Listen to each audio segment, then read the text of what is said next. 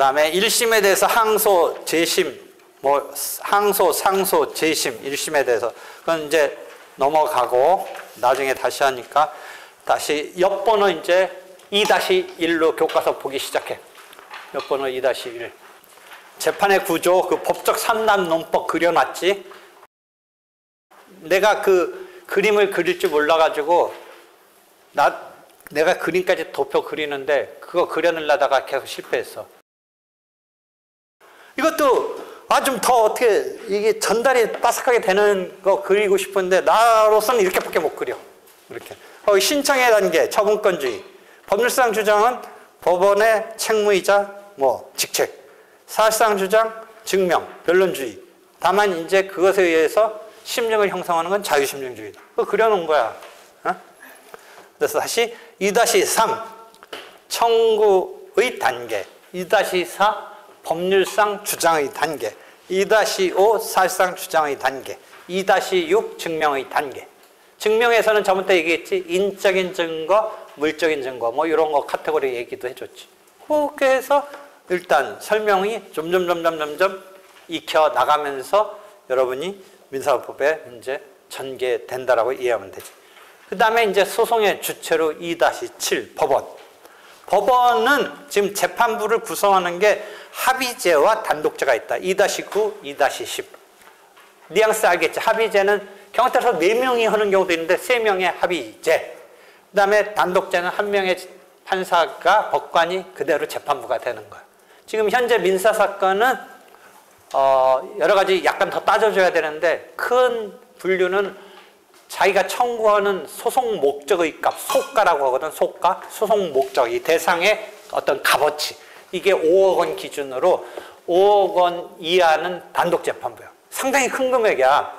물가 수준이 뛰었다고 하지만 5억 이상 사건이 나오기가 이렇게 뭐 일반 기업 아니면 개인 간에 잘 안 나올 금액인데 현재 단독재판부의 그 소송 목적의 값이 5억 원 이하예요. 합의부는 이제 5억 원을 초과하는 경우야. 그 다음에 조금 하나 더 개념, 소액사건이라는 게 있어. 단독사건 중에 3천만 원 이하짜리에. 근데 소액사건은 모든 경우가 아니고 금전적인 청구에만. 그러니까 단독 합의할 때의 금액은 부동산의 경우는 소액사건은 아니야. 아무리 3천만 원 이하 이상 뭐 이런 거 따질 때 그 부동산 인도에 있어서의 그 집의 값어치가 1,000만 원짜리라고 하더라도 아주 건물로서 뭔가 값어치가 없는 어떤 1,000만 원짜리라도 그건 소액 사건이 아니야. 3천만 원 이하이긴 하지만.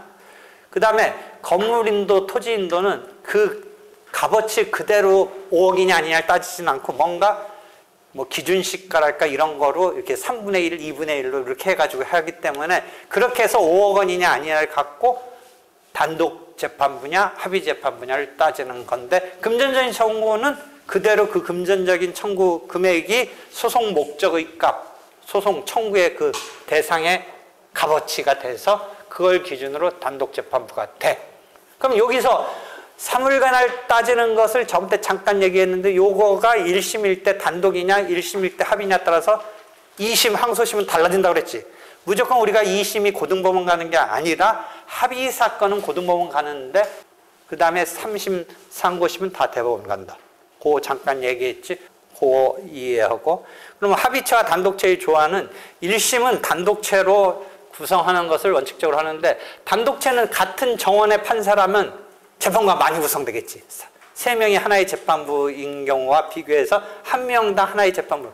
그러니까 단독 재판부는 그러니까 신속한 이런 상황에서 장점이 있는 거고 합의체는 신중이라는 측면에서 합의에 의해서 판단을 해주니까 장점이 있는데 2심은 지금 다 합의체고 대법원은 물론 합의체고 뭐 이렇게 되는 거죠.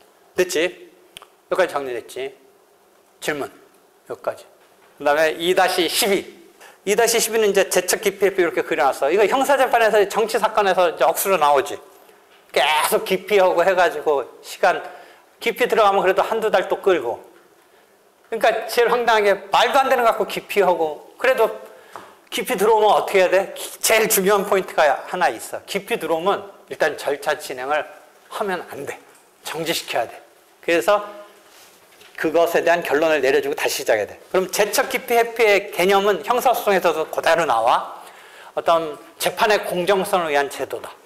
기본적인 모토는 공정성을 위한 제도다. 그러니까 판사가 당사자하고 가족관계야. 그럼 반대 당사 입장에서 보면 황당하잖아. 어제 추석 때 어떻게 쏙닥쏙닥 하고 왔을지 모르잖아. 어? 근데 이제 문제는 이런 게 하나 상정할 수 있어. 형제는 당연히 판사 제척 스스로 나 이거 못해. 내 동생 사건이야. 이게 제척이야. 그 제척은 딱 41조에 항목이 있어. 다만 항목이 있으니까 해석의 문제지만 항목이 딱 정해져 있어. 그런 경우. 보면 인적인 무슨 공정성을 문제 삼을 만한 그런 항목. 내지는 물적으로 뭔가 그 사건과 할 만한 판사의 항목. 즉 판사와의 인적 관계가 문제가 될 만한 어떤 항목. 그 판사가 그 사건과 어떤 관계가 있을 항목. 인적, 물적인 그런 것을 제척사유로 딱 규율했어. 물론 제척사유에 해당하느냐 아니냐는 조금 이제 판례 같은 거 보면 논란이 있는 어떤 건 해석을 할 필요가 있어. 그 다음에 기피는 그런 사유까지는 아닌데 딱 정해놓은 사유는 아닌데 뭔가 좀 찜찜해. 공정이 져야 만한 어떤 사유를 들어서 당신 나가쇼 라고 당사자가 신청하는 거야. 기본은. 제척은 기본적으로 당사자가 신청할 수도 있지만 그런 사유가 있다고 주장하면서 판사가 스스로 나 안 하겠어요 하는 거. 회피가 더더욱 회피는 판사가 무언가 하여튼 이유는 있어야지만 지금 말한 스스로 회피하는 거고. 즉 제척은 법관이 쪽에서 하든지 당사자가 신청하든지, 기피는 당사자가 신청하든지, 회피는 법관이 나 못하겠다.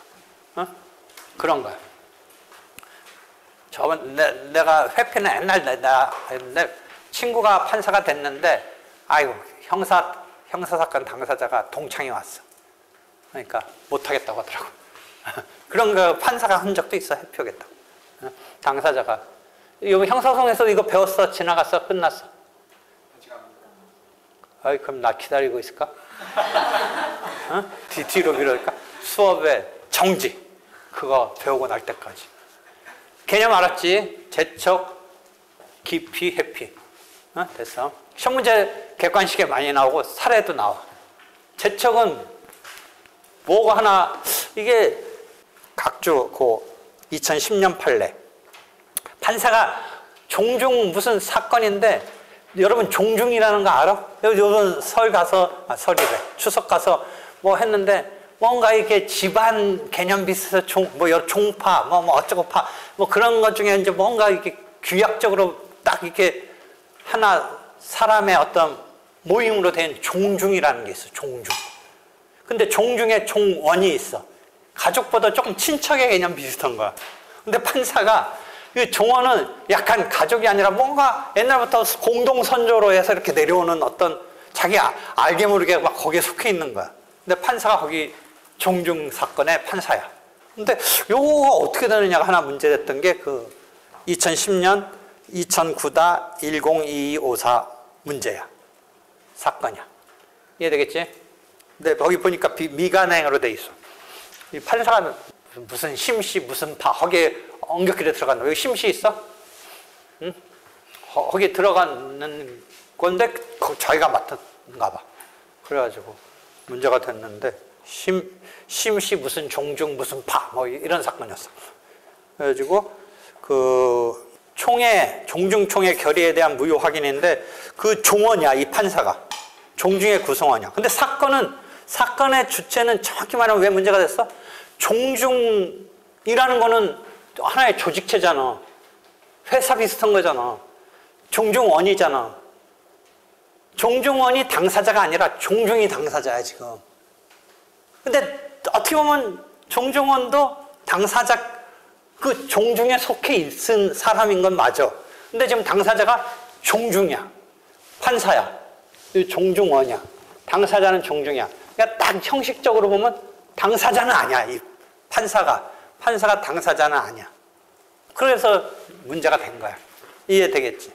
그런 거 하나 문제가 되는데 그 다음에 어떤 제척 중에 이전 신급에 관여한 판사가 또 등장했어. 상소한 이유가 뭐야? 다시 판단받기 위해서 상소한 거잖아. 근데 상수시면 인사이동, 저번 때 인사이동 비슷한 거 좀 얘기했지. 시간이 흐르면서 상수가 되면 시점이 1, 2년 흘렀을 거 아니야. 근데 그 사람도 뭐 인사이동 하면서 상급법원에 온 거야.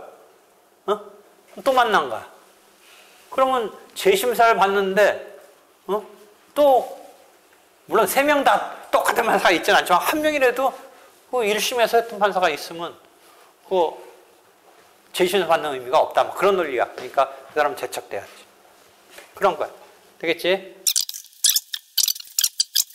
아까 얘기했잖아. 절차가 어떻게 된다? 지금 형사재판 막 정치재판 기피해가지고 어떻게 돼? 막 1, 2개월 끌잖아, 지금.